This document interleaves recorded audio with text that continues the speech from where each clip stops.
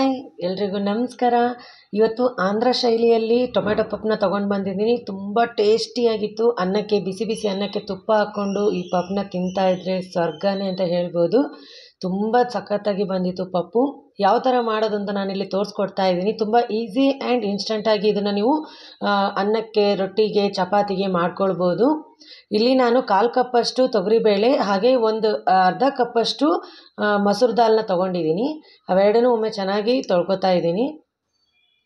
ಇವೆರಡನ್ನೂ ಚೆನ್ನಾಗಿ ವಾಶ್ ಮಾಡ್ಕೊಂಡ್ಮೇಲೆ ಇದಕ್ಕೆ ನಾನು 2 ಮೀಡಿಯಮ್ ಸೈಜ್ ಈರುಳ್ಳಿನ ಹಾಕ್ಕೊಳ್ತಾ ಇದ್ದೀನಿ. ಹಾಗೆ 3 ಟೊಮೆಟೊನ ಹಾಕ್ಕೊಂಡಿದ್ದೀನಿ.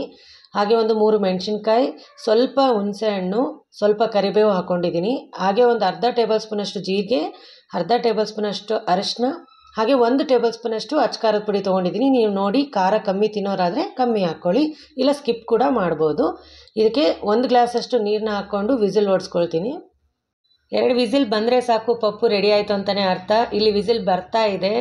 ಇವಾಗ ಈ ಪಪ್ಪುಗೆ ಬೇಕಾಗುವಂಥ ಒಗ್ಗರಣೆನ ನಾನಿಲ್ಲಿ ಮಾಡ್ಕೊಳ್ತಾ ಇದ್ದೀನಿ. ಒಂದು ಕಡಾಯಿಗೆ 3 ಟೇಬಲ್ ಸ್ಪೂನಷ್ಟು ಎಣ್ಣೆ ಹಾಕ್ಕೊಂಡಿದ್ದೀನಿ. ಒಂದು ಅರ್ಧ ಟೇಬಲ್ ಸ್ಪೂನಷ್ಟು ಸಾಸಿವೆ, 1 ಟೇಬಲ್ ಸ್ಪೂನಷ್ಟು ಜೀರಿಗೆ ಹಾಕ್ಕೊಂಡಿದ್ದೀನಿ. ಹಾಗೆ ಇಲ್ಲಿ ಒಂದು 10 ರಿಂದ 15 ಬೆಳ್ಳುಳ್ಳಿನ ಕುಟ್ಟಿ ಹಾಕ್ಕೊಂಡಿದ್ದೀನಿ. ಕುಟ್ಟಿ ಹಾಕ್ಕೊಳ್ಳೋದ್ರಿಂದ ಈ ಪಪ್ಪಿನ ಫ್ಲೇವರ್ ಏನಿದೆ ಅಲ್ಲ, ಬೆಳ್ಳುಳ್ಳಿಯಿಂದನೇ ಜಾಸ್ತಿ ಆಗೋದು. ಹಾಗೆ ಇಲ್ಲಿ ಒಂದು ಸ್ವಲ್ಪ ಕರಿಬೇವನ್ನ ಹಾಕ್ಕೊಂಡು ಚೆನ್ನಾಗಿ ಫ್ರೈ ಮಾಡ್ಕೊಳ್ತಾ ಇದ್ದೀನಿ. ಈಗ ಪಪ್ಪುಗೆ ಬೇಕಾಗುವಂಥ ಒಗ್ಗರಣೆನೂ ರೆಡಿಯಾಗಿದೆ. ಹಾಗೆ ಇಲ್ಲಿ ಕುಕ್ಕರ್ ಕೂಡ ಸ್ವಲ್ಪ ತಣ್ಣಗಾಗಿದೆ, ವಿಸಿಲೆಲ್ಲ ಇಳಿದಿದೆ. ಈ ಪಪ್ಪುನ ನೀವು ಮಧ್ಯಾಹ್ನದ ಲಂಚ್ ಬಾಕ್ಸ್ಗೂ ಮಕ್ಳಿಗೂ ಕಟ್ಬೋದು, ಆಫೀಸ್ಗೆ ಹೋಗೋವ್ರಿಗೂ ಕಟ್ಬೋದು. ತುಂಬ ಟೇಸ್ಟಿಯಾಗಿ ಬರುತ್ತೆ. ಏನು ತಣ್ಣಗಾಗಿರ್ತಲ್ಲ ಅಂಥ ಅನ್ನಕ್ಕೂ ಕೂಡ ಇದನ್ನು ಎಣ್ಣೆ ಹಾಕ್ಕೊಂಡು ತಿಂತಾಯಿದ್ರೆ ಫುಲ್ ಸಖತ್ತಾಗಿರುತ್ತೆ. ಬಿಸಿ ಬಿಸಿ ಅನ್ನಕ್ಕೂ ಅಲ್ಲ, ತಣ್ಣಗಿರೋ ಅನ್ನಕ್ಕೂ ಕೂಡ ಇದು ತುಂಬ ಮ್ಯಾಚ್ ಆಗುತ್ತೆ. ಆಫೀಸ್ಗೆ ಹೋಗೋ ಹಸ್ಬೆಂಡ್ಸ್ ಇದ್ದರೆ ಮಕ್ಕಳಿಗೂ ಲಂಚ್ ಬಾಕ್ಸಿಗೆ ಕಟ್ತೀನಿ ಅನ್ನೋದಾದರೆ ನೀವು ಬೇಳೆನ ನೈಟಲ್ಲಿನೇ ನೆನೆ ಹಾಕ್ಕೊಂಡ್ಬಿಟ್ರೆ ಬೆಳಿಗ್ಗೆ 1 ವಿಸಿಲ್ಗೆ ಇದು ಪಪ್ಪು ರೆಡಿ ಆಗಿಬಿಡುತ್ತೆ. ಹಾಗೆ ಇಲ್ಲಿ ನಾನು ಉಪ್ಪನ್ನ ಬೆರೆಸೋದು ಮರೆತುಬಿಟ್ಟಿದ್ದೆ. ಅದಕ್ಕೆ 1 ಟೇಬಲ್ ಸ್ಪೂನಷ್ಟು ಉಪ್ಪು ಹಾಕ್ಕೊಂಡು ಚೆನ್ನಾಗಿ ಮಿಕ್ಸ್ ಮಾಡ್ಕೊತಾ ಇದ್ದೀನಿ. ಹಾಗೆ ಒಗ್ಗರಣೆನೂ ಇದಕ್ಕೆ ಹಾಕ್ಕೊಂಡು ಮಿಕ್ಸ್ ಮಾಡ್ಕೊಳ್ತಾ ಇದ್ದೀನಿ.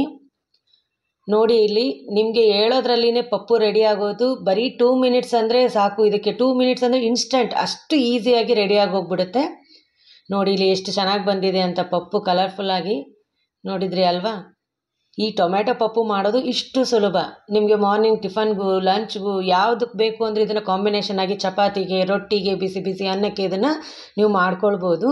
ಹಾಗೆ ಇದಕ್ಕೆ ಫೈನಲ್ ಆಗಿ ನಾನು ಒಂದು ಸ್ವಲ್ಪ ಕೊತ್ತಂಬರಿನ ಹಾಕ್ಕೊಂಡು ಚೆನ್ನಾಗಿ ಮಿಕ್ಸ್ ಮಾಡ್ಕೊಳ್ತಾ ಇದ್ದೀನಿ.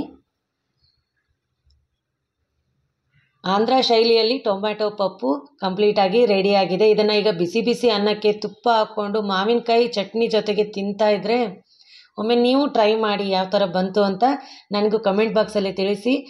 ಹಾಗೆ ಇನ್ನೂ ನ್ಯೂ ರೆಸಿಪೀಸ್ ನಿಮಗೆ ಬೇಕು ಅಂದರೆ ಪ್ಲೀಸ್ ಕಮೆಂಟ್ ಮಾಡಿ. ಆ ಎಲ್ಲ ರೆಸಿಪಿನೂ ನಾನು ಮಾಡೋಕ್ಕೆ ಟ್ರೈ ಮಾಡ್ತೀನಿ. Thank you.